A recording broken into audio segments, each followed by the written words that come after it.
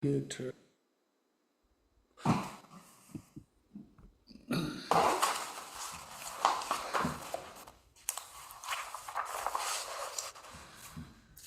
So, good evening. I will talk a little bit like, because we will also post the link to the talk afterwards, I will talk a little bit like there would be other people present. That also means like presently we all are sadhakas, right? But I have to keep that a little bit in mind. Okay, so this is a topic, and I never managed, whenever I was teaching a Mahamudra, never really succeeded much with, is this correct, Larson? This would be interesting. I never succeeded much with going over this presentation by Lodrö Thaye. This was one of the key texts which were translated in the times when Khenpo Tsultrim and Trungpa Rinpoche were teaching a lot on Mahamudra, right? And so I reread it, and it was always mysterious to me. And from the point of view that he's sort of the clearest writer in our lineage when it comes to topics and how to practice them and looking at the essence of things. So when the 3 retreat, you have a sadhana, usually you would try to go to Lodrö Thaye's commentary. And so therefore, I reread it, and also in the meantime, Ponpa Rinpoche had written an introduction to the Ngeten Gyatso, which is the 3rd volume, Ocean of Definitive Meaning, which is what Khenpo Tsultrim taught a lot, Trungpa Rinpoche taught a lot. And but it's a secret text because it spells out. You remember probably when we had pointing out the Dharmakaya, you had to answer all these questions, right? And this text sort of spells out what's the right answers are, and what you could ask the student if they have the right answer, if they just know it intellectually. So that's one of the good points of this text. And there Ponpa Rinpoche wrote, I think, 30, 40 pages introduction to it. It's exquisite. And it actually also relies a lot on Lodrö Thaye's thinking.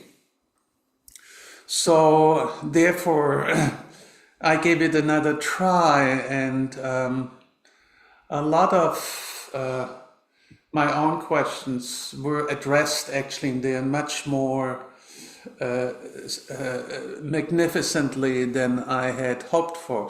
He basically in this article brings together all presentations which we often recite.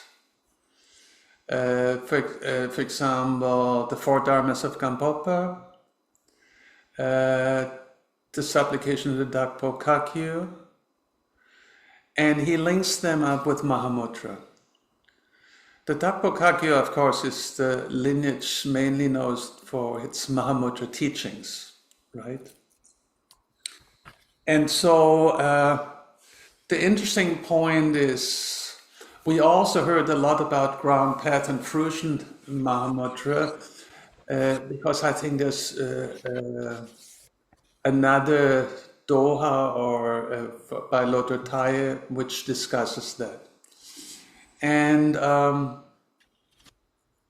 so in general, I have a feeling we should know about Mahamudra. And there's texts like Tashi Namgyal's, which is very intimidating because it presents from a scholarly point of view pretty much anything which was presented, but it's scholarly, so that's one thing. But to have a presentation which actually links what we actually practice on and recite on a daily level, links it up with our so-called Mahamudra practice, right? And let me maybe talk a little bit. Usually I would just have a little dialogue here, but my question was, I had, I think, a very limited understanding of what Mahamudra refers to. Even though I heard about ground path, Fruition Mahamudra, and I also heard about Sutra, Mantra, and Essence Mahamudra.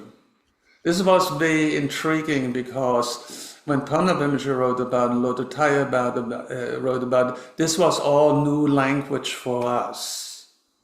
So in other words, what is Mahamudra? And if there's a ground path in Fruition Mahamudra or Sutra, Mantra, and Essence Mahamudra, when they are all Mahamudra, what do they have in common? And what is their differences? And because Mahamudra is our main practice for the Kagyu, and when I was at Trungpa Monastery, the monks were in Toronto for a few days and only came at the very end. And when they came, they were saying, oh, Mahamudra is a really, really high practice, right? And they all assumed that they possibly could not know about it. Or it's something really in the future for them. And I was a little surprised, and the reason was, in particular, I was surprised because I had expected that Trungpa Monastery, Trungpa's main monastery, would excel, or it would be a big topic in this monastery in terms of practice. But the truth about this, they do not do traditional Mahamudra practice. They mainly do sadhanas. So basically then the question was, of course, if they do not do these Mahamudra practices, which we do, the pointing out of the Dharmakaya and stuff like this, right? How can they be Kagyu? Right? And so basically, then my question was suddenly what I had, what is the role of Mahamudra within the Kagyu lineage?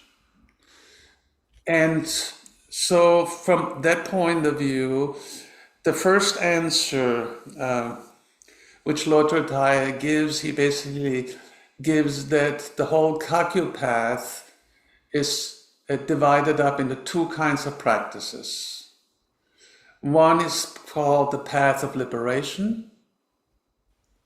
Hey, Greg. Hey. Haven't seen you for a long time. The one is the path of liberation, and the other one is the path of skillful means. Right. So suddenly we have two paths, and the question is, what is the path of liberation, right? And what is the path of skillful means? And hopefully we are practicing those paths. And now the path of liberation is divided up into the Sutra Mahamudra and into Essence Mahamudra. The path of skillful means is Mantra Mahamudra. So let's say, even though if we might not be practicing the path of liberation from a certain point of view, we actually, when we do tantric practice, we actually practicing, ideally speaking, Mahamudra. So first of all, I think that was helpful to me, because then it also means at the same time that Mahamudra is actually not that far away, or it's just something which you will be able to do sometime in the future, right? So now the question, of course, what is the difference between Sutra, Mantra, and Essence Mahamudra? And just to let me quickly talk you through it so that you have a feel for it, what we are moving to, and then I will show you a chart of Lodrö Thaye's, an outline of Lodrö Thaye's text, and you will see clearly the categories, and later on I can send to you Lodrö Thaye's text. Several people have translated it. Ari Goldfield has translated it, and then others. And anyway, let me quickly just give you an overview, because my goal here is right now that we are able to put ourselves onto the Kagyu map. What are we practicing, and what are these practices?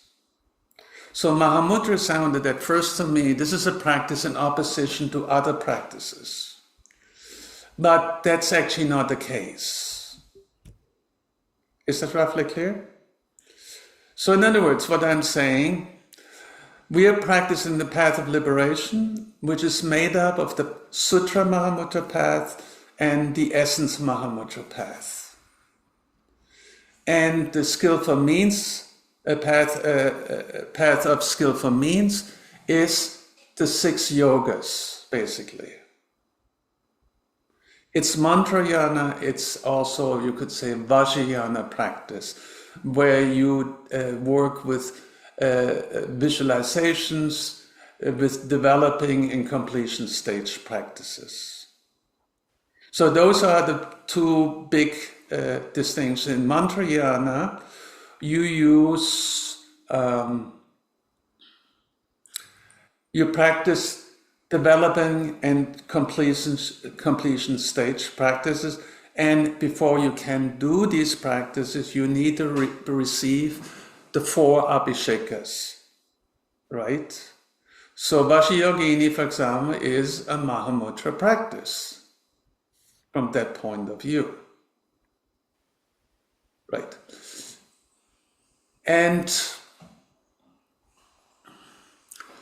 then Bodhisattva Mahamudra and Essence Mahamudra, also in addition, Mantra Mahamudra works preferably or focusedly with prana, nadi, and bindu. Right? So Sutra Mahamudra does not work with developing and completion stage, does not work specifically with prana, nadi, bindu. And from that point of view, the path of liberation, or Sutra and Essence Mahamudra, is not as elaborate as the complicated visualization within the mantra field, in the developing stage practice. Is this roughly clear? So Sutra Mahamudra relies on the sutras. Mantra Mahamudra relies on visualizations and on mantra. And in general, the typical Mahamudra practice as such is the 4th Abhisheka. So that's what we usually call, that's where you practice Mahamudra in its fullest sense. But that does not mean that the previous Abhishekas are not Mahamudra practice. They are practicing which lead up to fully developed ultimate realization, right? And in the last feast, I read out this explanation by Trungpa Rinpoche, which I briefly can summarize. It's from the Tilopa teaching, so it's public available. In the first Abhisheka, you mainly work with the appearances and with your 5 skandhas, and you try to transform them into 5 Buddhas. In other words, the 5 skandhas is the usual ego structure. It's ego. Rinpoche's Tilopa teachings, first Abhisheka. Yeah.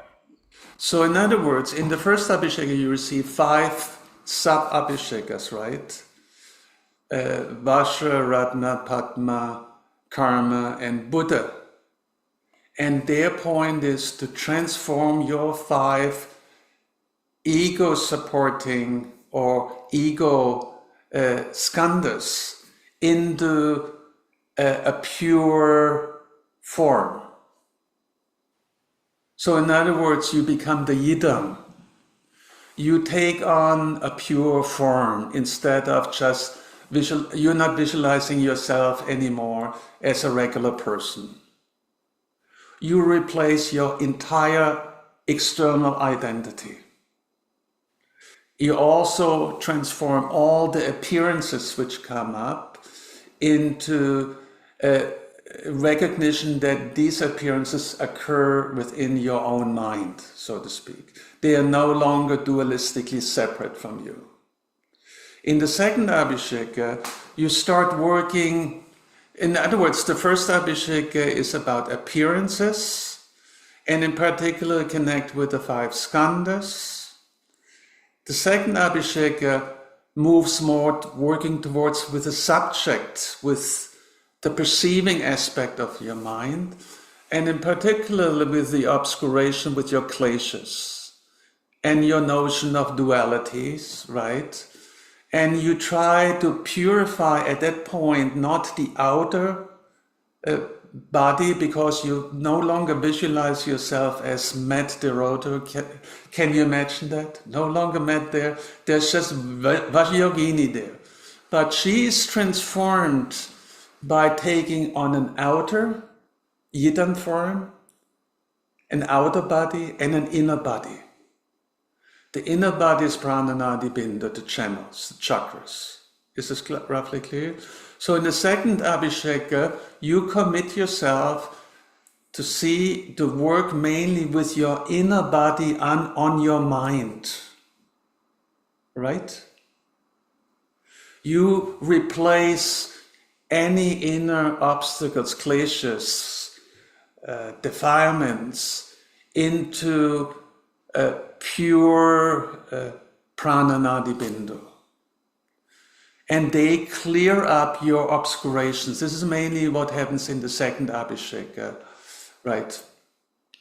And we can look at Vajrayogini at some point because it's so easy to see the connections there. So in other words, the first Abhisheka, Sati, this works about appearance emptiness. And appearance refers here also to all your 5 skandhas. And that's a pretty coarse level experience, right? In the second Abhisheka, you are a Vajrayogini, but you still need to transform your mind, your emotions, your conflicting mind.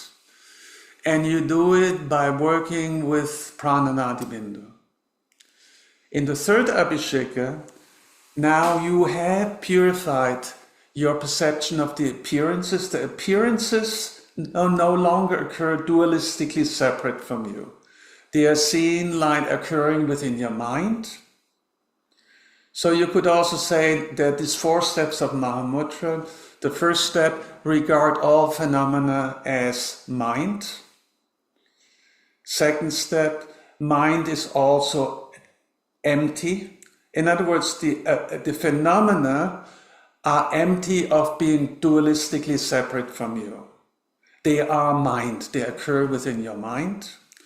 The second step is your mind itself also does not exist as an existing entity. It is empty. It's momentary. And it's not a third step, it's not a blank emptiness, a dull emptiness, it's it's spontaneously present. That's the third step. If you see your mind as luminous emptiness being spontaneously present, whatever occurs in your mind is self-liberated, because kleshas are dependent or obscuration are dependent, that you misperceive reality as it is. So those are the 4 main steps in the Mahamudra practice. That's basically the goal. If you realize these 4 steps, you basically are really close to enlightenment or to realizing Mahamudra. Okay, so that was the 3rd step. So in other words, the 3rd step, you are now in a position where you no longer live in the usual dualistic world where the world out there, whatever you perceive, is completely separate from you. You realize that the world which you are perceiving is a perceived world. Then you also see that your own mind is actually a luminous, empty, clear, pure mind.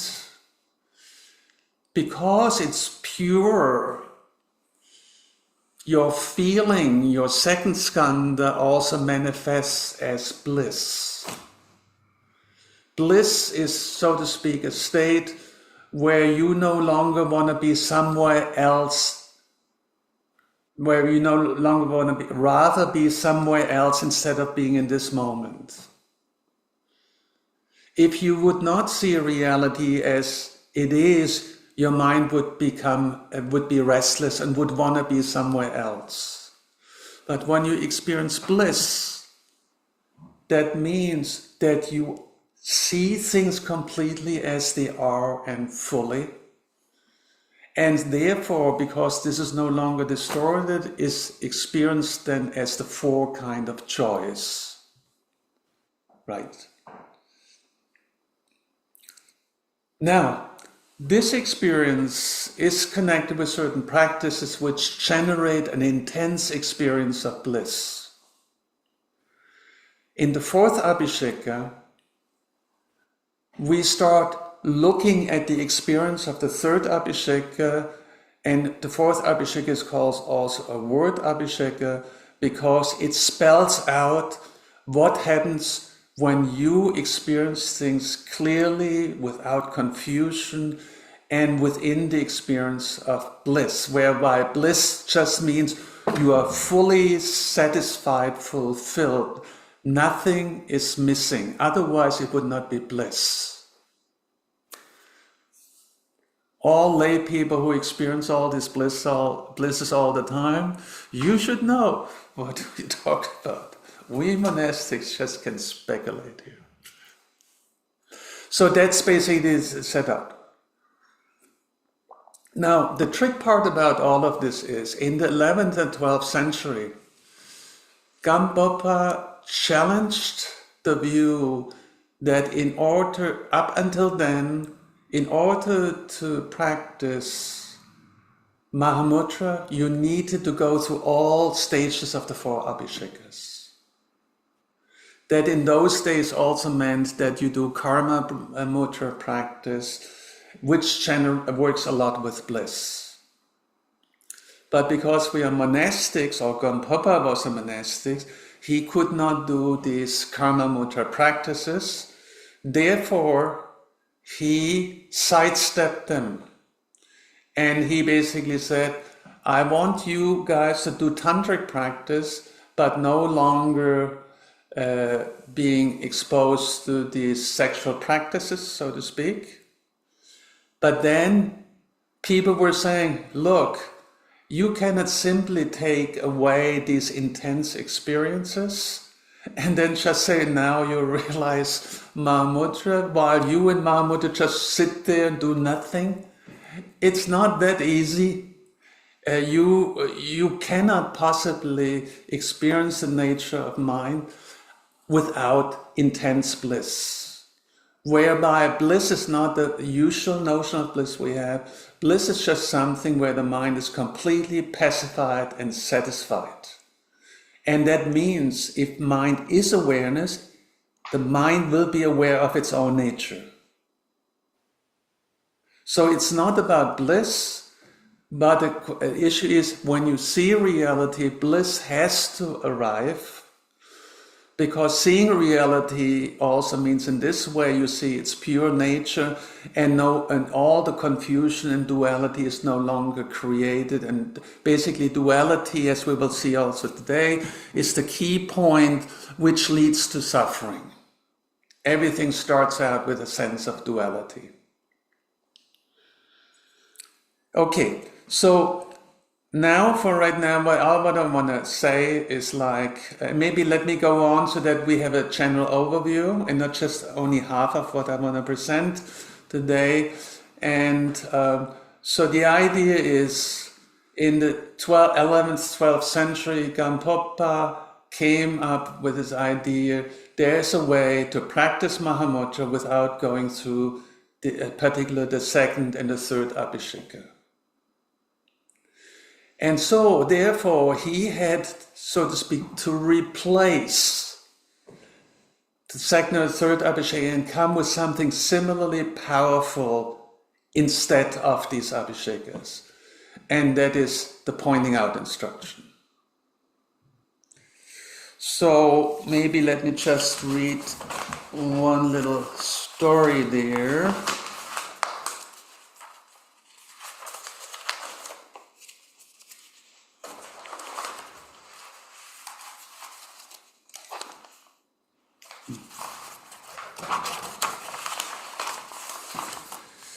I hope I find it.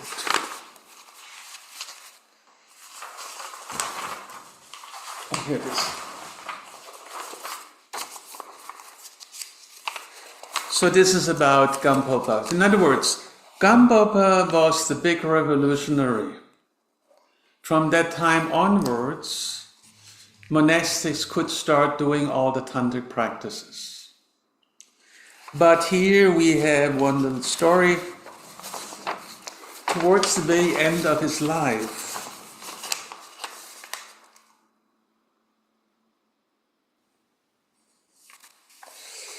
let me just read it out. In the end, when Gampopa was passing into Nirvana, in the water female hen year 1153, two monks, each holding a torma in their hands, approached him, calling out, "We too request instructions on a path of means." Remember, there's a discussion of the path of liberation and path of means, and the path of means we too want to get from you instructions on the 6 yogas. Be aware that Gampopa taught mostly just Sutra and Essence Mahamudra, and only to a few select people he also taught the 6 yogas, the full path of means. So basically, these two monks come along and request the instructions of Mantra Mahamudra, the regular one. So please pray compassionately for us and accept us. Give us these abhishekas and so on. Then Gampopa replied, "Don't let them come near me." Then, basically, he chased them away. Then one of his attendants advised these two monks, "You should call out saying you are requesting the Great Seal." In other words, the Sutra or Essence Mahamudra. Accordingly, those two also shouted out for a long time, "But we are requesting the Great Seal, sir." Therefore Gampopa said, "Now send them in." And he let them in, also bestowed upon them the instructions of the Great Seal. In this way he brought up the Great Seal alone from among his teachings.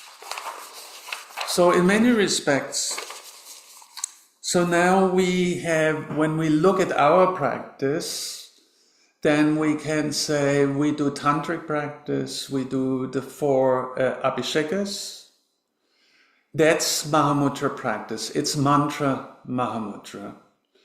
And if we do the investigations without the 4 abhishekas, we basically do shamatha vipassana Mahamudra practice, which that is not dependent on abhishekas.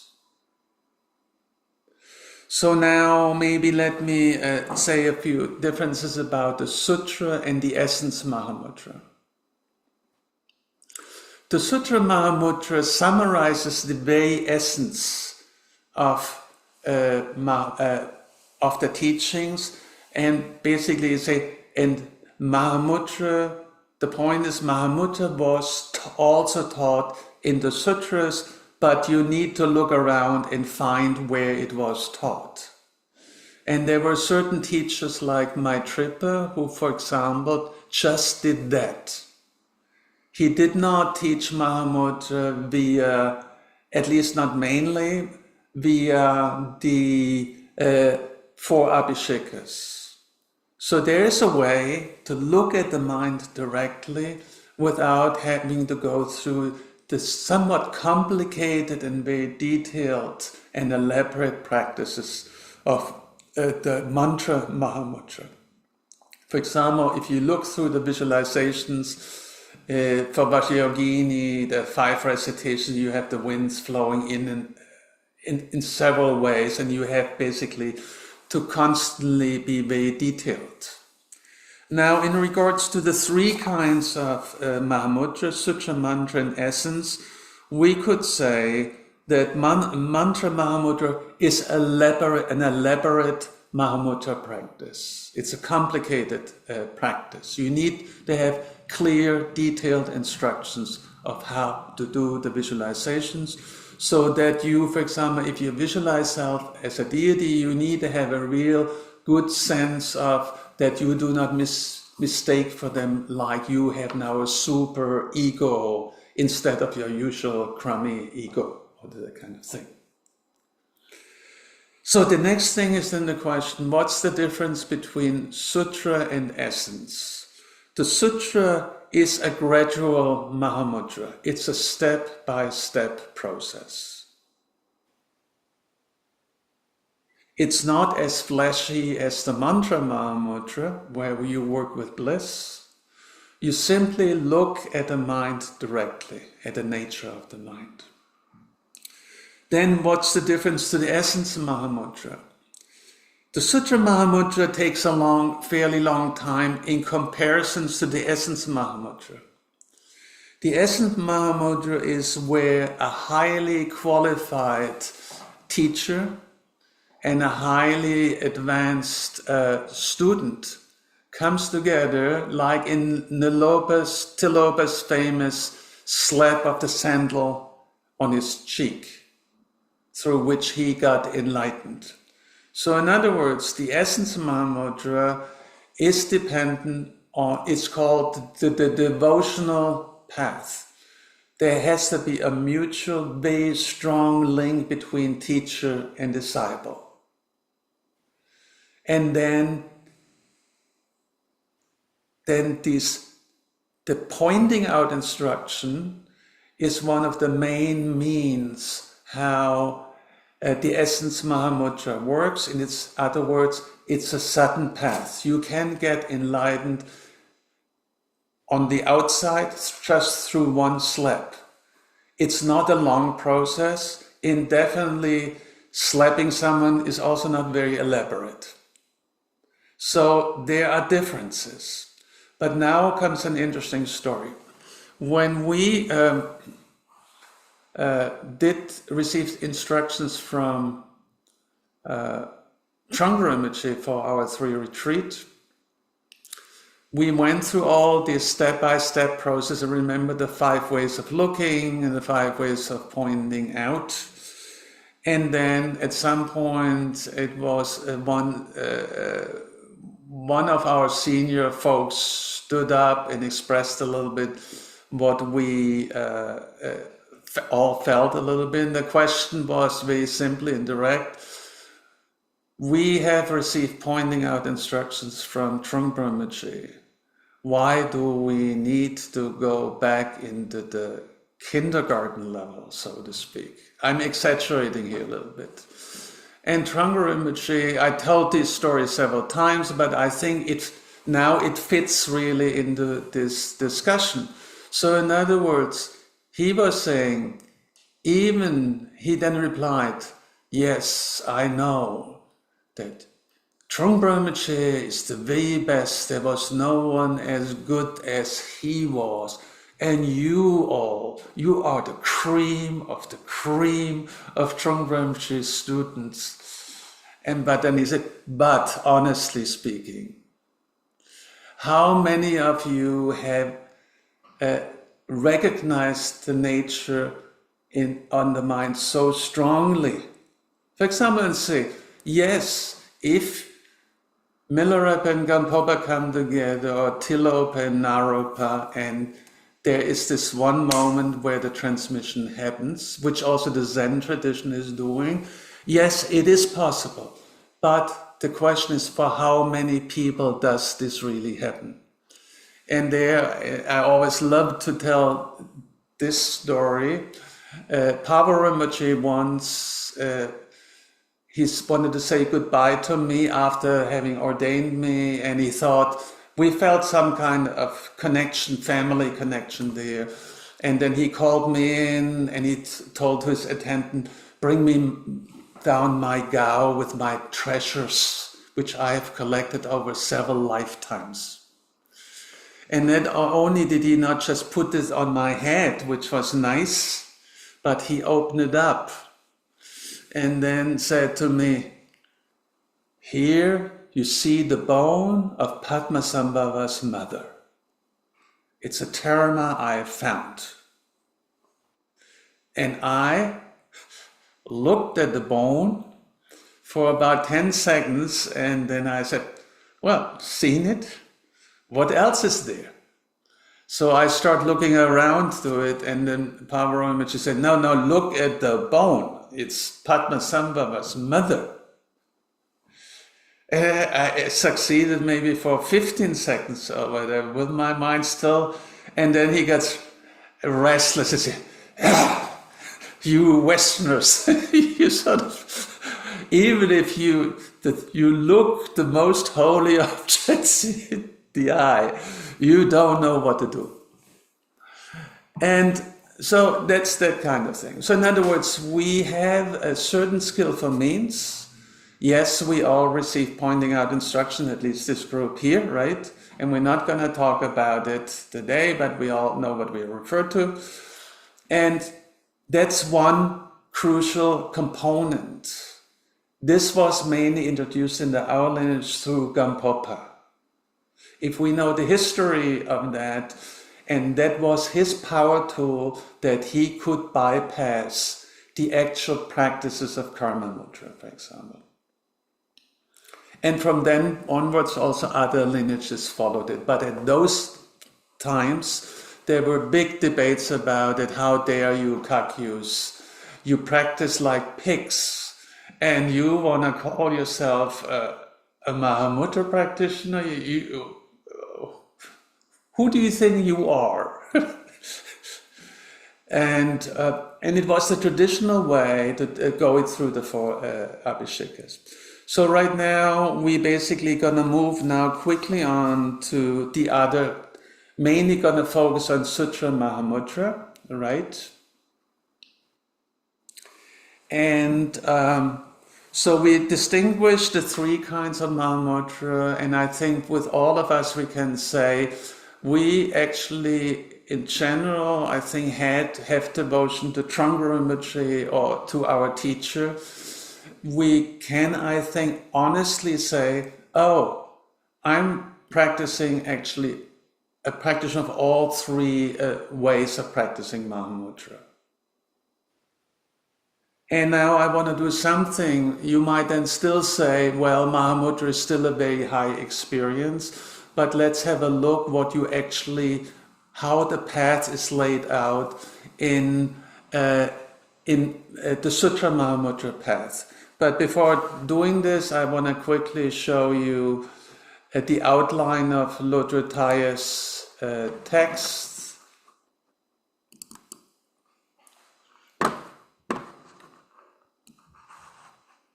Okay. I'm going to enlarge it a little bit. Can you all read it? Okay, good. So in other words, the text goes first distinguishing the path of method, which is the 6 dharmas of Naropa, and the path of liberation, which is here called Mahamudra. By the way, some people also think that the 6 dharmas of Naropa are also path of liberation. So it's just a question of what is really emphasized in these different paths. So there are different classifications, but here Lodrö Thaye distinguishes between these two. And the main distinction is the path of method relies on abhishekas and on working with prana, nadi, and bindu, whereas the Mahamudra, the path of liberation, does not, or at least not so intensely. Then in the Tibetan world and the Indian world, each time you have a practice, you need to show that it goes back to the Buddha or to some real highly recognized lineage teacher. So basically, then you have a long and a short tradition. The long tradition goes back to Buddha Shakyamuni, and then goes down through 4 lineages to Tilopa. And these 4 lineages where Tilopa has 4 human teachers, and then it's passed on the Naropa and down the line. The short or direct lineage starts out with Vajradhara, and it goes to Tilopa. Therefore, Tilopa can say, I did not have a human teacher. That does not mean he did not have a human teacher, but the one lineage, he did not have a human teacher as a source, it was Vajradhara itself. In the other lineage, which goes back to Shakyamuni Buddha, he actually had human teachers. Okay, now there are 3... So then there's some discussion where distinguish sutra and mantra, we're going to skip. There are 3 practice traditions. Sutra tradition, mantra tradition, and essence tradition. And I roughly summarized them to you. Now when you look at the sutra tradition, it has 3 classifications: ground, path, and fruition or result Mahamudra. So now we also know how these different kind of Mahamudras relate among each other. So ground, path, and fruition Mahamudra is part of the sutra tradition, not part of the mantra tradition. And not part of the essence tradition. And in the essence tradition, it's clear the essence tradition is considered to be the pinnacle of the sutra tradition. But the sutra tradition goes very long. And as you will see, this path is very familiar to us. It has 3 different perspectives, and then after this chart, I will go quickly through the pointing out of the Dharmakaya and look at its structure, so we can make connection. So, in regards to the ground, and the ground is connected with view, the path is connected with meditation, and the result is connected with action. So the ground is the view we have to hold during the path, during meditation. And we will talk about the 3 parts here. One is called the abiding nature of the ground. Abiding nature is a term which Trungpa Rinpoche often uses. It's called Nge Luk. The second part you need to know for the view is this ground is not determined in regards to samsara or nirvana. It's neither of them. It's outside of these 2 categories. However, the abiding nature, the ground, can also be called Mahamudra or Prajnaparamita, or essence of the mind, and Buddha nature. Those are all synonyms. But in this presentation, you will see the Buddha nature gives rise to samsaric mind and gives rise to enlightened mind. So the interesting point here is, in order to explain reality in its totality, you cannot simply say, I tell you how to get to nirvana, but samsara is outside of it. So Buddha nature, in its abiding nature, is not determined, it's neither specified as samsara nor nirvana, it's beyond those categories. But it's the ground that if the nature is not recognized, then this is called the mode of delusion. Trul look. Trul means delusion, confusion. And the other is called the way it is, when you recognize your nature. So the ground, what we need, you need a ground in order to practice it on the path. So we need to have three categories, which we need to understand. What is Buddha nature? What are its qualities?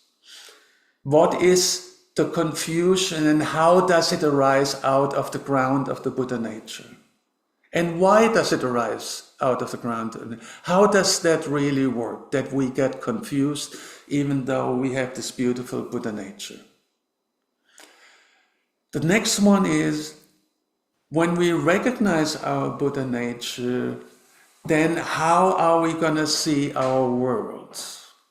So we should have a clear understanding, what does it mean to perceive reality as it is in our practice? What does it mean to perceive confusion as it is in our practice? This is the basis, and based on that, then we start practicing, and of course we want to overcome or self-liberate the mode of delusion into the way things really are. And this is called the path Mahamudra, the way of Mahamudra. And now it gets interesting. The way to traverse the levels and the paths through naturally occurring calm abiding practice, shamatha, and higher insight, vipassana practice. So, in general, our lives is located in that area as practitioner. So we need understanding what the Buddha nature is, and then that Buddha nature has these two modes. Either it gets confused, does not recognize its nature, or it recognizes its nature, and then its innate qualities will manifest. And how we work this out? Through meditative absorption, which is shamatha and vipassana practice, but shamatha and vipassana Mahamudra practice. What are the divisions of shamatha and vipassana Mahamudra practice? There are preliminary practice, we will go into that later, and then introduction to the mind's nature, which is the vipassana looking practice and pointing out practice. And then, when the mind has been pointed out in a step-by-step process, which, by the way, that was Trungpa Rinpoche's answer to us, if you go through the Sutra Mahamudra step-by-step, your experience of the nature of the mind, of ordinary mind, it will be clearer and more stable. Whereas, if you just go with the pointing out instruction, maybe 80% of people, they do not often not know what actually went on. And only a few will really get it.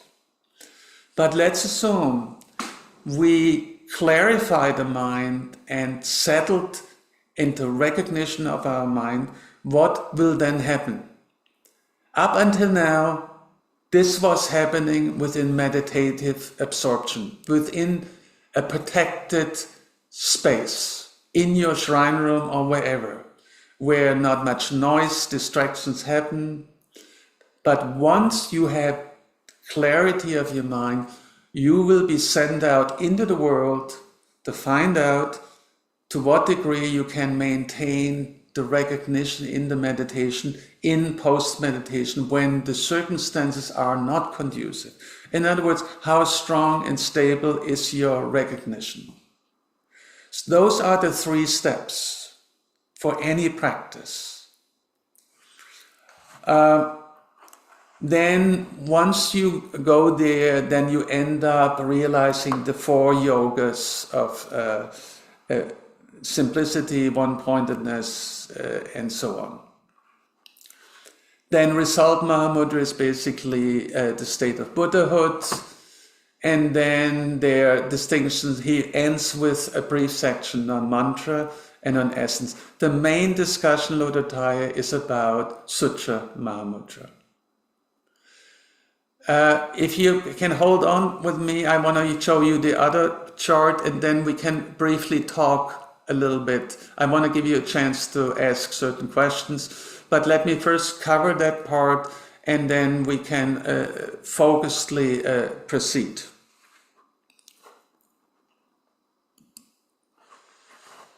Okay.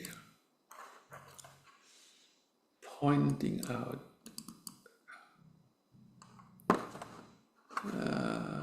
Just one sec.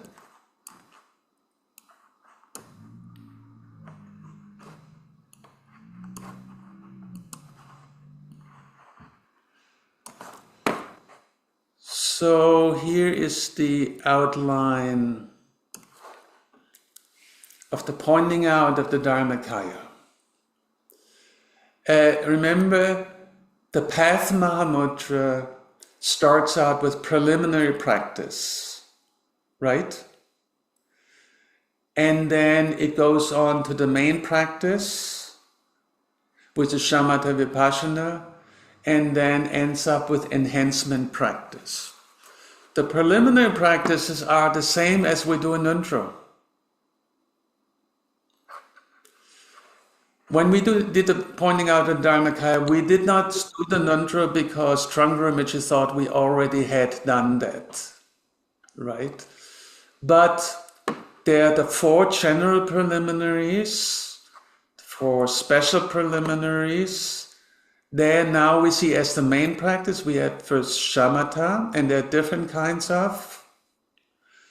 And then we have vipassana practice, which is divided up into 5 ways of looking, the 5 pointing out instruction, and in conclusion, we have enhancement practice, enhancing the practice and dispelling hindrances in, so to speak, difficult situations. So those is the main structure we can see in every practice. So we can then also say, if these features are present in a practice, we do Mahamudra practice. So Mahamudra practice is not only the pointing out instruction in the last part, this entire path is called Path Mahamudra. Okay, maybe let me get out and before I go on, are there any questions you're having? Something I did not... Hi, Suzanne. Hey. Hey, did you start already? I thought it's 4 o'clock for us. 7 p.m., right, for you? Yes. You started already? I said we have 4 hours different. Oh my goodness, I thought it's a 3 hours difference. Yeah. Oh my goodness. I Okay, replied. sorry. Okay. No, I replied saying 4. They probably did not get my email. Oh, I'm sorry. Oh my goodness, I missed 1 hour. This is my favorite translator in Vancouver. Hi, everybody. Oh, so sorry. I missed 1 hour. I'm so late. Okay, Gordon, is that the same with you? That you think? Okay, good. It's recorded, Susanna and Gordon. Okay. So, and I spoke, even though everyone else here is old, and not in the old way, but our sadhakas. And so, nevertheless, hi. That's Susanna's mother. Yes, she said she wanted to come to say hi to you. She wanted to see you. Hi. 见过，真好哎。 My mom, she's so happy with the last retreat. So she Yeah, it was good. It was good. very good, very inspiring. Okay, maybe She wanted to participate as well, but we are late. So. 我还能看到。 so you help with your mom a little what I say, translate Okay. for her. Yes, 我们知道。 So are there any questions in regards to what I tried to present so far? 知道的10分钟。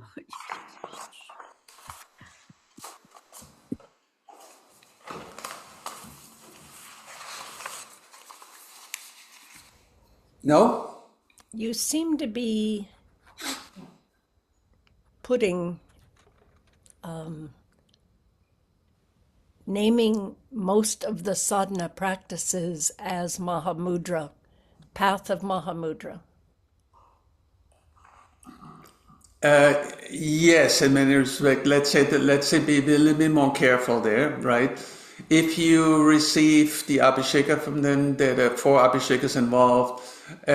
You are practicing Mahamudra, and this would be more the mantra Mahamudra style, right? Even though it's mantra yana practice, and it would. So I clear this up that the mantra Mahamudra is depending on developing completion stage, and then you work with prananadi bindu to some degree. Whenever you visualize self as a yidam, you basically do these practices. And linking this in our mind, at least, gives us what advantage? Linking Mahamudra. That's a good question. That's a good question. And that topic came up because I'm preparing right now for Sabbath drilling. And in the Mahamudra tradition, there is something called the 4 faults. Those are 4 faults why we do not recognize our Buddha nature. If these 4 faults, they are crucial, and when I will quickly go over them, when you hear them, you basically lots of people talk about the 4 faults.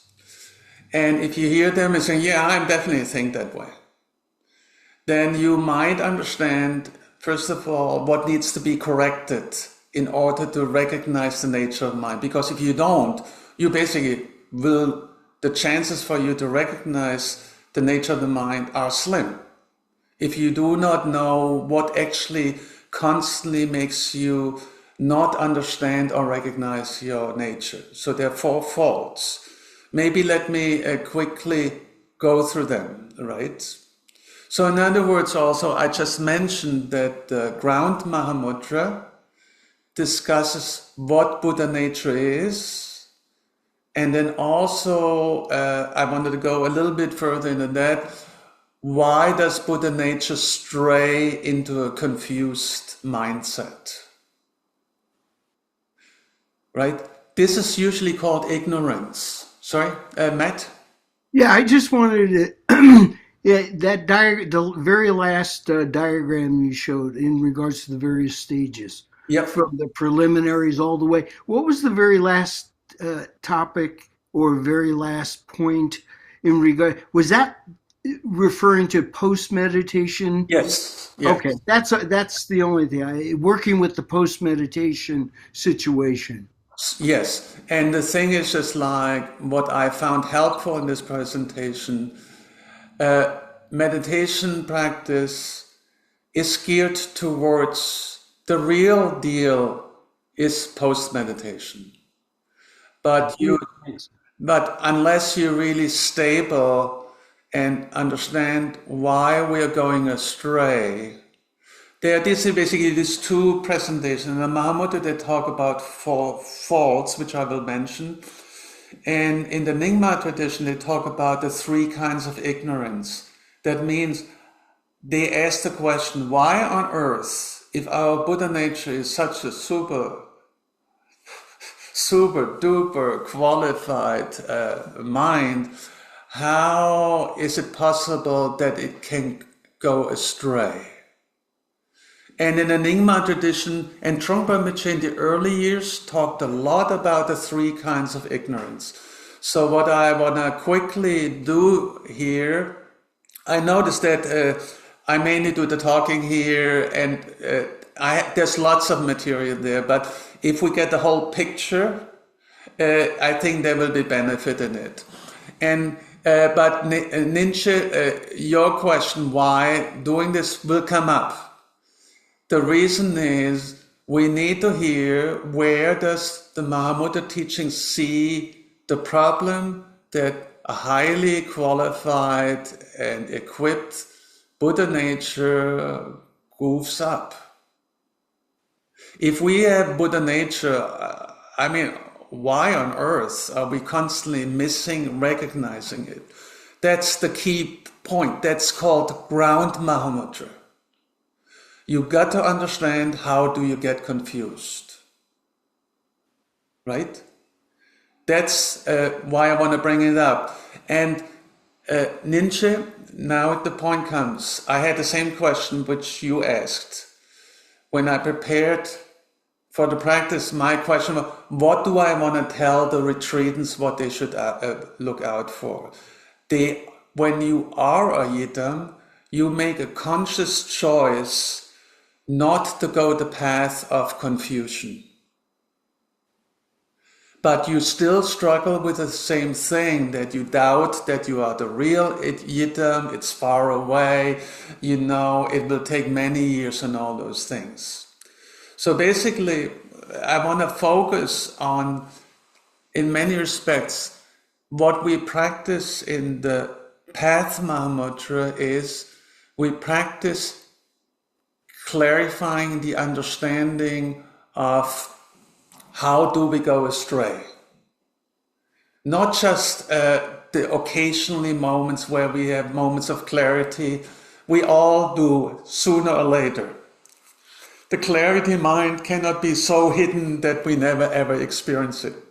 We for sure experience it from time to time. But why do we most of the time not recognize it? Why do we again and again believe in that the world out there completely exists independently from us, and why we again and again have the same kleshas? It cannot be that we are dumb. There have to be real convincing reasons, and we should figure out, because we are doing it again and again and again. So unless you sort of understand why it all starts from, then you could say, you know, that's why I like this Lodrö Thaye teaching. He said, the ground Mahamudra, you need to understand how your mind gets confused. And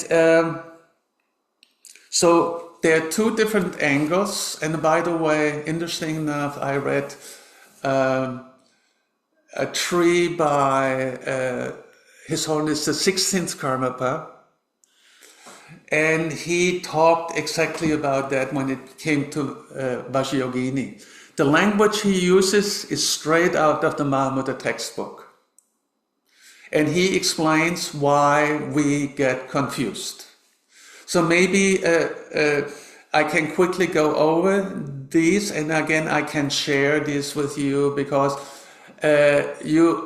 for me, I just, I definitely, that's me, right? So there are four faults, and they are all counterintuitive. So, in other words, let me just read it out.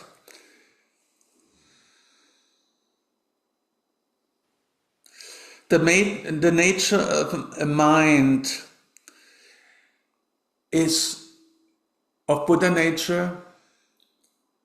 The nature of mind is too easy to recognize. So you ask the question, why do I not recognize it? And you expect it's difficult. The reason is it's too easy. Number one. The second one, the nature of mind is too close to you. You think it's too far away because you are not recognizing it. It's really something in the future. It's like it's too far away. It's something for tomorrow. And the reason is, no, the nature mind is right now so close to you, like the eyelashes in your eyes, which you never ever see. Why? Because they're too close, too familiar. You are it. You are basically not separated from it at all. The number three is the nature of mind is not recognized. It's too good to be true. I mean, like, we hear all these lovely stories about that we all have Buddha nature, the wisdom mind, or so on.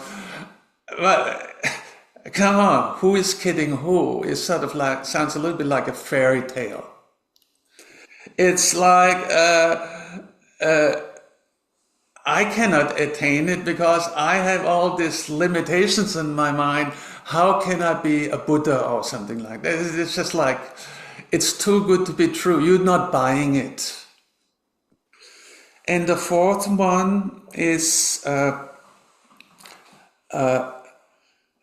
you think it's sort of unattainable, this thing, but you are not there. It's too good to be true.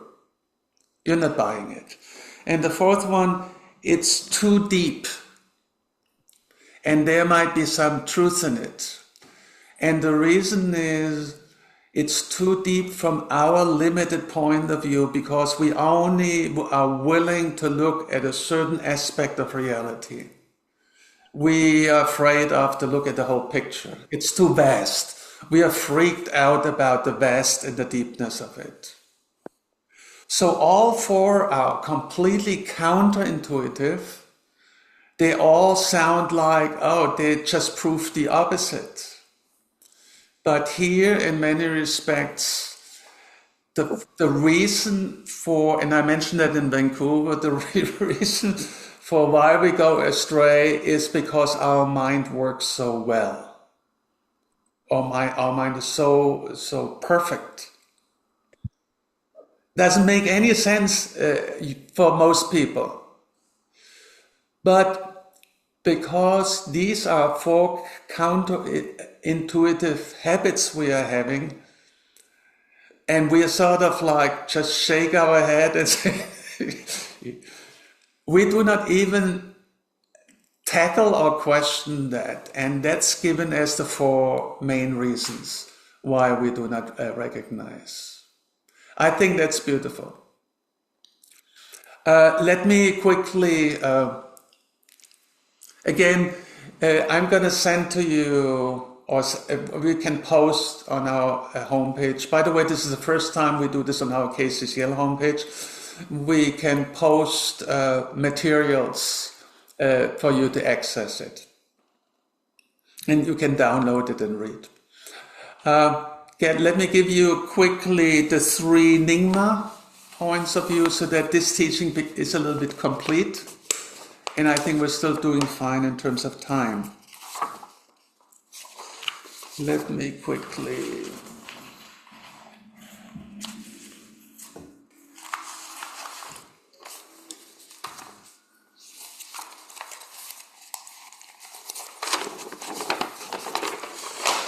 So in the Nyingma tradition, they also ask this question, why do we get confused? If there is this Buddha nature there, how come it suddenly gets lost? And Trungpa Rinpoche, in Cutting Through Spiritual Materialism, talks about the three kinds of ignorances. Step 1, 2, 3, they come one after the other. And but it does not give the Tibetan for it. But then what happens is that he taught it again and again. And for a while I thought, oh, that's just Trungpa Rinpoche's unique way. But in the aspiration of Samantapatra, the very famous chant we often do, the three kinds of ignorances are also discussed, and in a very similar way as Trungpa Rinpoche discussed. Many other texts talk about ways scholastically make the fine distinctions, but Trungpa Rinpoche talks about how do you experience that. And he gives the Tibetan in one of these early teachings. And here I will just read them out to you, and maybe I share with you an explanation by Germano, who is, I think, in the Western world, sort of at least one of the leading scholars of Nyingma thought. And he always has a way of explaining things which Westerners can understand. So it's not Tibetanese, in other words. Who's that, Sangpo? Germano is at the University of Wisconsin or something like that. Okay. It could be somewhere else. Sorry, I do not know. But I've seen him in videos. He is marvelous, this guy. He can explain literally everything. And he was also at one of the Longchenpa centers in Bhutan, where the one Lama Lodrö something, who was here at the Abbey, he knew him and they revered him highly, as they thought he was some kind of tulku. He's really, truly amazing. So he has this way of explaining things so that they are not just correct, but so that they might start making sense. So first of all, the word avidya or marikpa, usually translated as ignorance. And there's a problem with the term ignorance. Ignorance sounds like, oh, well, I'm just ignorant, I cannot do anything. All knowledge is gone because I'm ignorant. How can I understand anything? I'm ignorant. There's no hope in that situation, right? But he said the same also as Dr. Günther did, that ignorance is actually very smart. So he translates, instead of saying ignorance, he says dimmed awareness. He uses the word dimmed awareness, and then Dr. Günther helped me with this term, and basically was saying, look, if we have a light switch, in the Western world, we have an on-off light switch, right? But we also have dimmers. He said, avidya or marikpa and rikpa are not like an on-off light switch. They are more like a dimmer. Marikpa has maybe 80% of rikpa, but not 100%. So marikpa, from his point of view, in the Nyingma lineage is always discussed as a smart mental state. Again, the point is, if it would be dumb, sorry, the term dumb, we would have, if it would be a situation like 2 and 2 is 4, I once know it, I will never make that mistake again. That cannot possibly be the cause for our confusion. It cannot. Because much of the confusion just leads to suffering, and we would be smart enough to say, no, hey, 2 and 2 is 4. We know this now. We don't need to rediscuss this, right? But that's not the situation. The situation of Marikpa, that is an intelligent going astray. Something works so well, so to speak, or super duper, and it's not that something completely is bad or dark. That's not the situation. And so basically Trungpa Rinpoche asked the question, how come that we have this open, unlimited, non-dual by nature, Buddha nature mind? How come we go astray? And so the going astray does not, first of all, does not change the nature of the Buddha nature. Going astray means just like that the luminosity aspect of your mind works so well that you completely get lost in the light or the projected aspect of your mind and think it's so vivid and beautiful that it's separate from your mind. So in other words, it's saying the luminosity, emptiness, the nature is usually always discussed here as luminosity, emptiness. By the way, Mahamudra means Maha, great or beyond. Mudra means union. Union of luminosity, emptiness. So wherever there is union of luminosity, emptiness, that means both aspects. You then have a recognition of Mahamudra mind. If you only recognize the luminous aspect and miss out on recognizing the empty aspect, for example, if you think that something is permanent, while obviously nothing is ever permanent, right? If you have that mistake, you will set yourself up of some difficulties showing up sometime soon. So in other words, the saying, kleshas are mistakes, misperceptions of how really are, and we mostly go astray, not so much about the luminous aspect, but about the empty aspect. We do not see the empty aspect of the mind. Because why? Because the luminous aspect is so convincing and enthralling.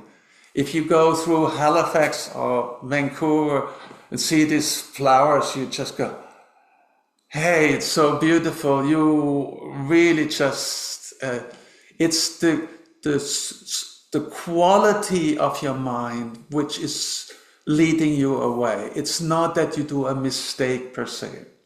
So the first, I just give you the technical terms. They do not necessarily make a lot of sense, but they cannot change the Tibetan.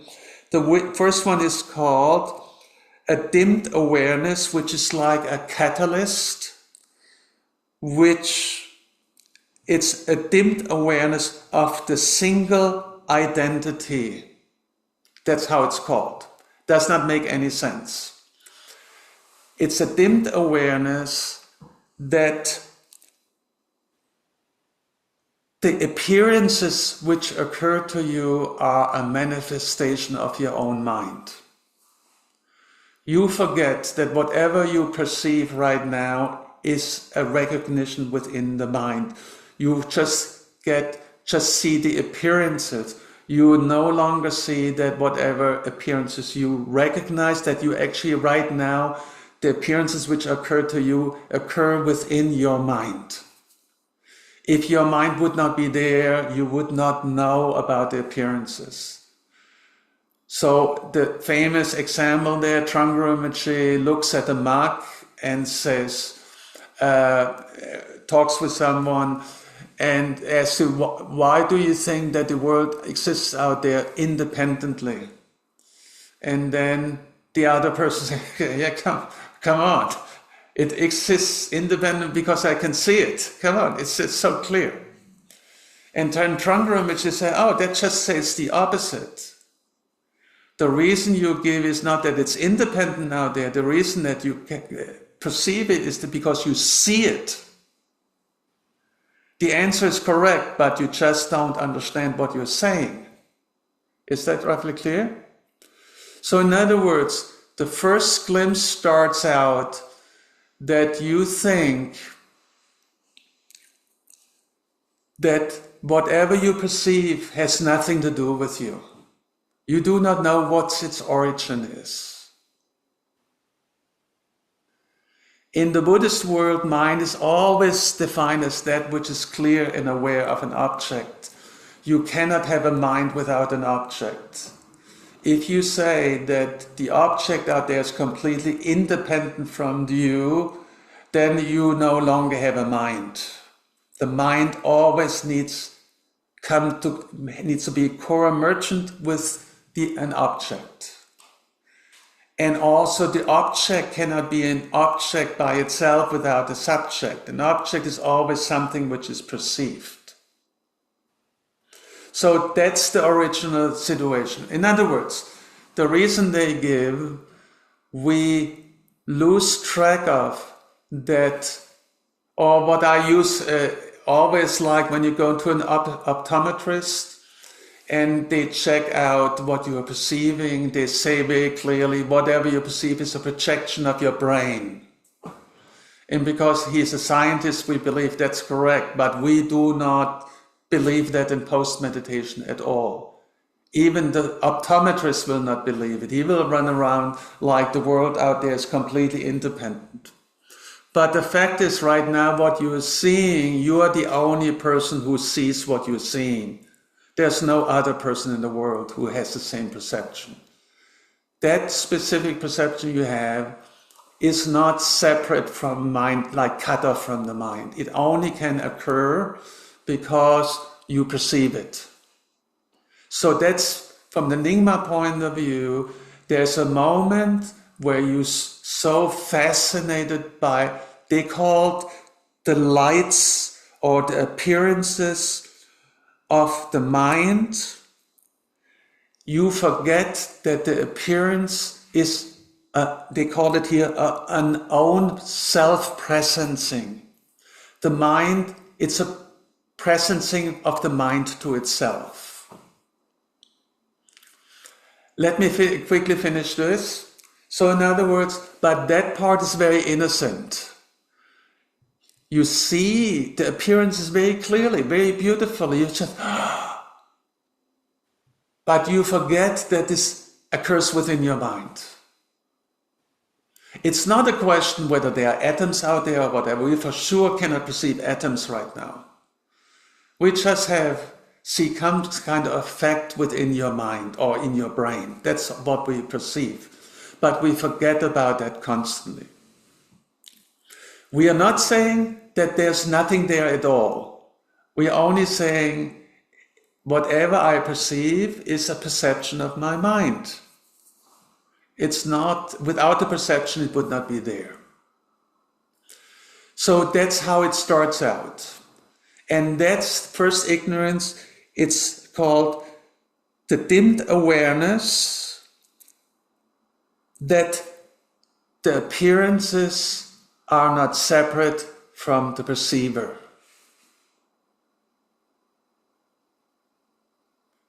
The appearances is a self-manifesting of your own mind. It does not come from anywhere else besides your own mind.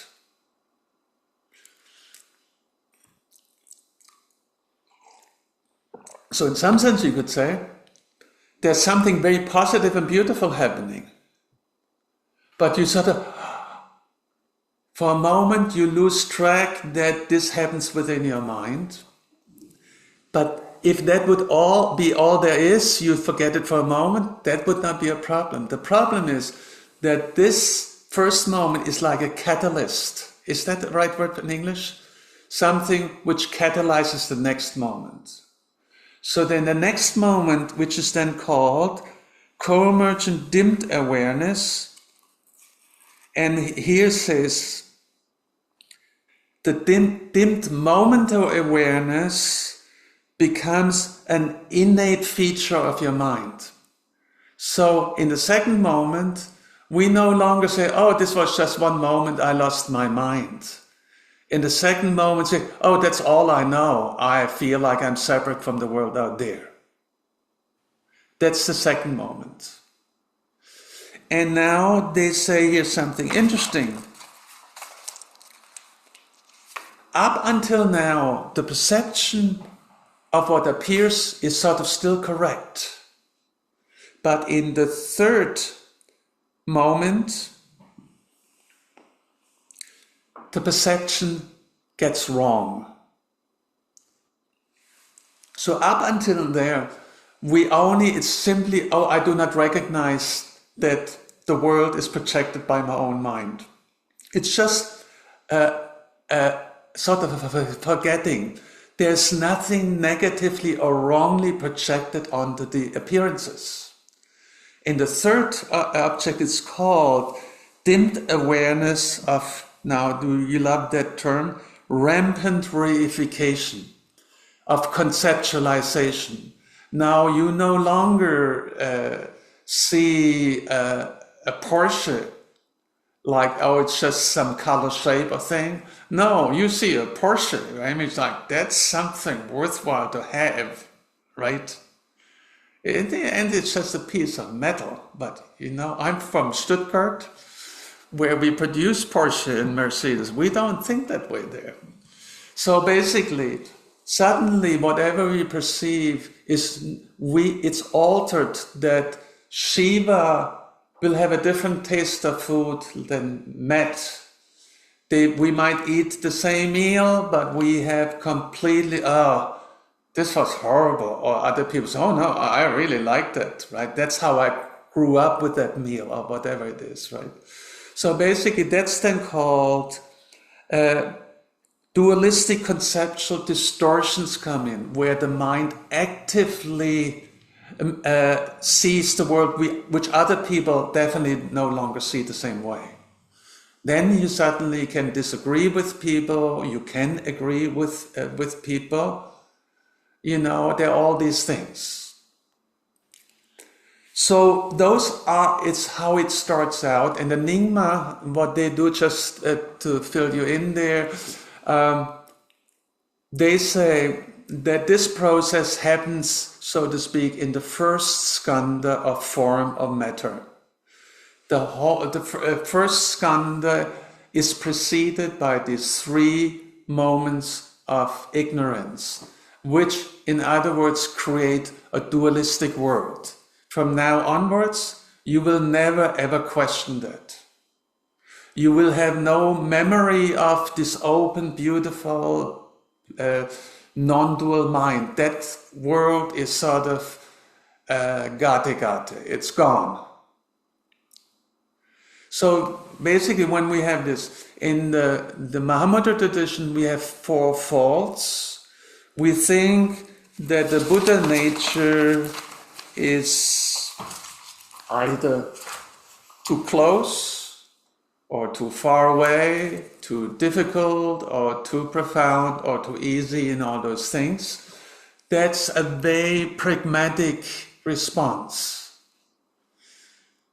His Holiness talks about the eyelashes and explains like the eyelashes, we know that the eyelashes are connected with the eye. We take that for granted. We no longer see that in other words, the problem with Buddha nature, it's not that it's far away or too difficult.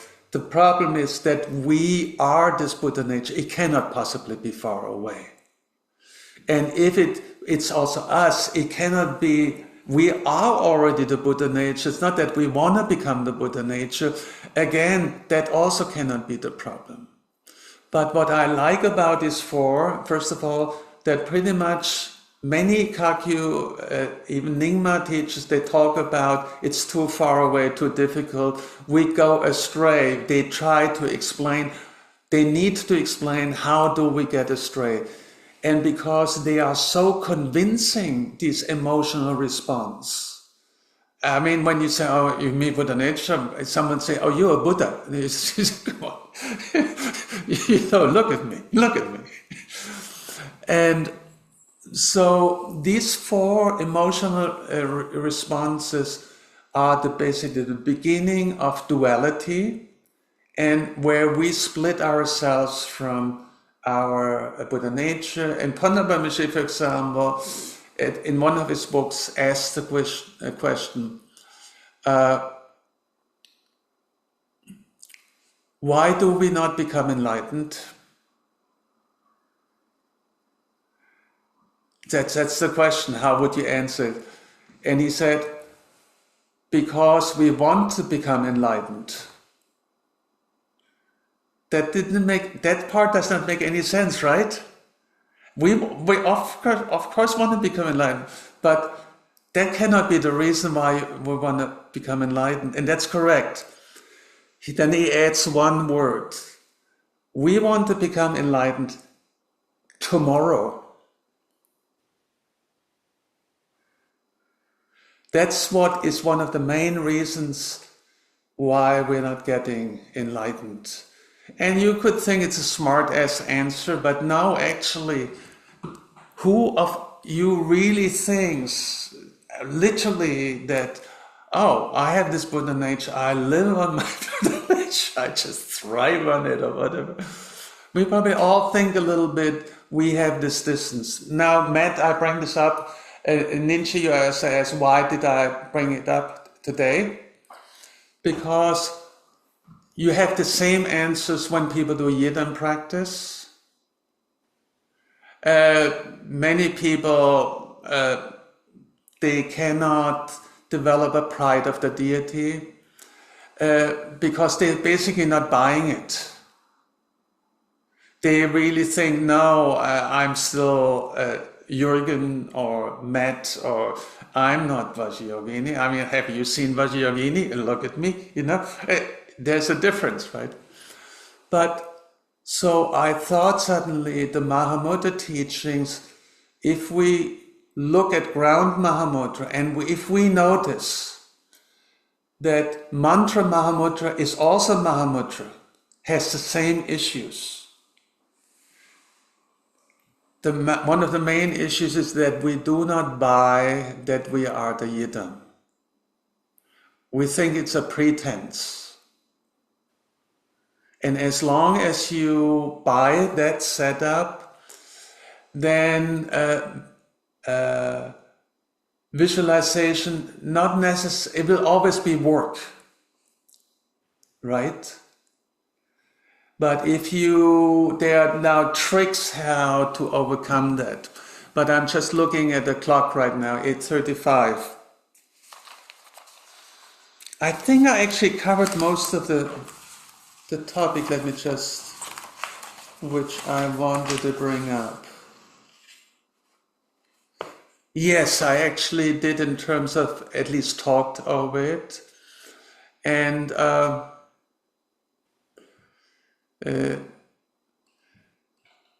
why don't we just have 5 minutes of conversation? If you have any questions, for example, have the question how to proceed from here, or any other questions you have, and then we just simply stop. And also keep in mind, I always can provide additional information on our website. Sangpo. Yeah.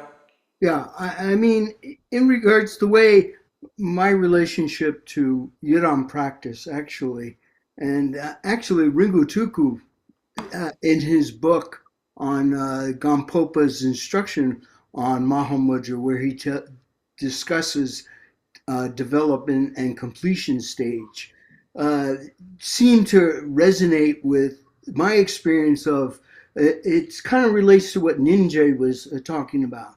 And fundamentally is that we're learning how to actually shift gears of reference point, that this pride of the deity becomes our new identification at the moment of practice. And it loosens the stranglehold of Matt the Rodeo, or, Ninja, or Sangpo. Am I making myself clear in that regard? I think that's at least how developing stage works. At some point, you need to also let go of that. Yeah, right. It's further. But that's where we are. We replace our common identification, where we mainly identify with our regular being, with having flaws or whatever, right? Right. And also strengths, it's not just all bad. Not Correct. But the Yidam practice, for example, yesterday I looked at one Yidam a depiction, it's I think Indian, where Vajrayogini is very wrathful. It's scary. It's not scary in a negative way. It's scary. Oh, that's really my potential. I wanted to shut it down right away. At the same time, I was so thrilled by that image because I worked with that kind of quality and I tried to move towards it, but then I also shy away, right? So we need to learn a little bit how to become the Yidam. And the 3-year retreat is actually, in many respects, geared towards that. So therefore, by the way, in the retreat, I want to bring up the issues. Why do we hesitation, in being a Yidam? Why do we not buy it? We think, oh, that's just a trick or whatever, right? And I think it has something to do that we need to work a little bit more on the view. But when you read a sadhana, any sadhana, it's what's written there, it's very clear. There's nothing iffy about it, what you should be doing in your practice. But there is some kind of, but that's also what we call practice. That we, none of the practice have stepping stones. You do this, and then that has that hangover. Then from that hangover, you go to the next one, and slowly you dismantle the hangover. The thing with your thing is like, we are not saying at the end that you have to give up Met Derodio, thanks goodness, right? But for right now, let's say Vajrayogini is a better Met Derodio. It's not that she is something completely different. That would be another dualistic split. Is that clear what I'm trying to say? Yeah, okay. But again, okay, anyone else?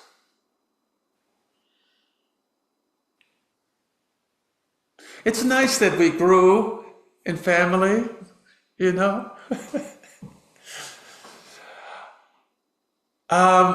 Maybe we'll leave it here. You can always send emails to KCCL. And this is for us also a new thing. It's the first time that we set up a class independently, right? And I want to thank our tech person, Edzar Deranik, right? That's how I pronounce it, I think.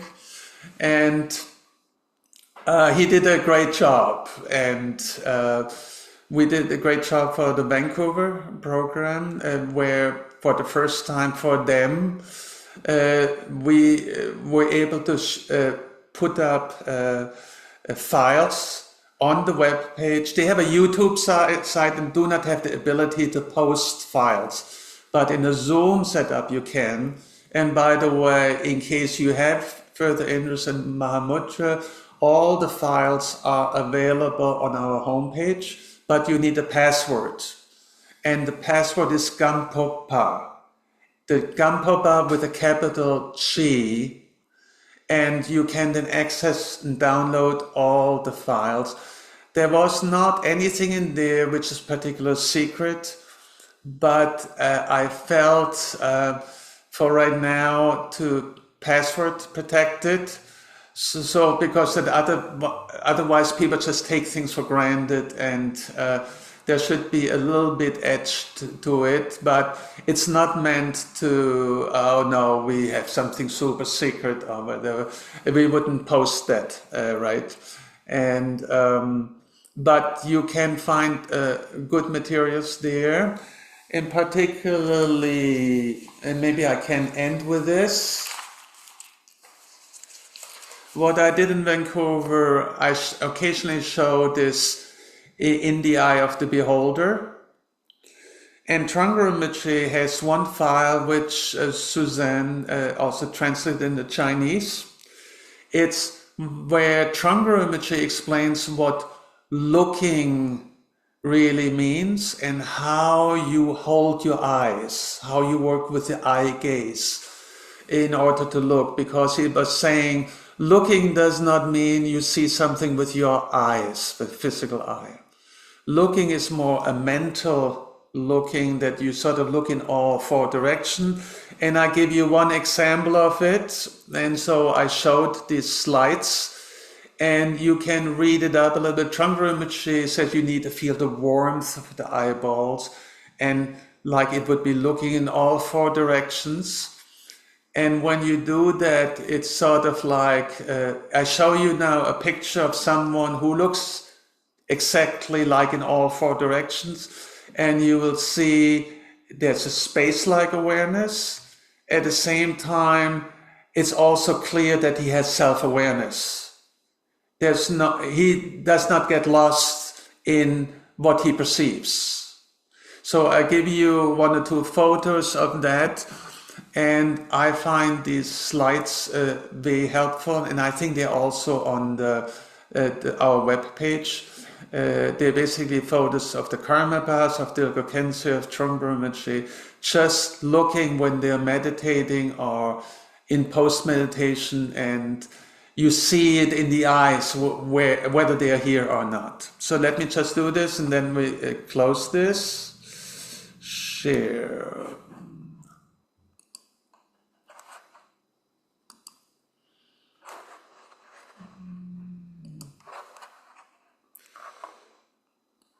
So I don't want to say much,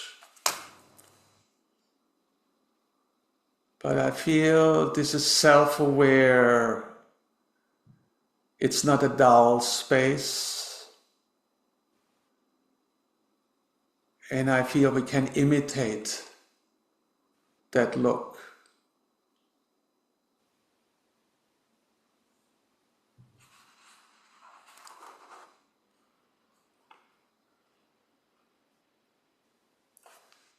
This is a look where he meditates with the four tulkus, Chömgön Kongtrul, Shamma Rinpoche,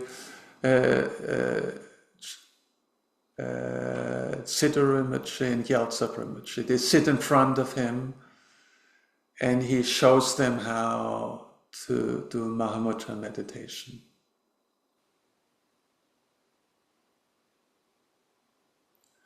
There's space-like awareness. Does not think that whatever he perceives is separate out there. He seems to be melting into the environment. There's no point where he lives, so to speak. There's no central point looking at something out there.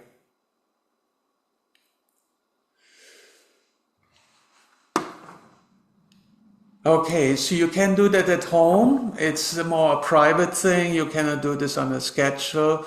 But if you have interest how to do Yidam practice, how to do Shamatha Vipassana practice, let's get help from our lineage figures and look at them how they do. And the eye gaze is one important way how to influence how you perceive the world. The other one is also how you relate with the breath.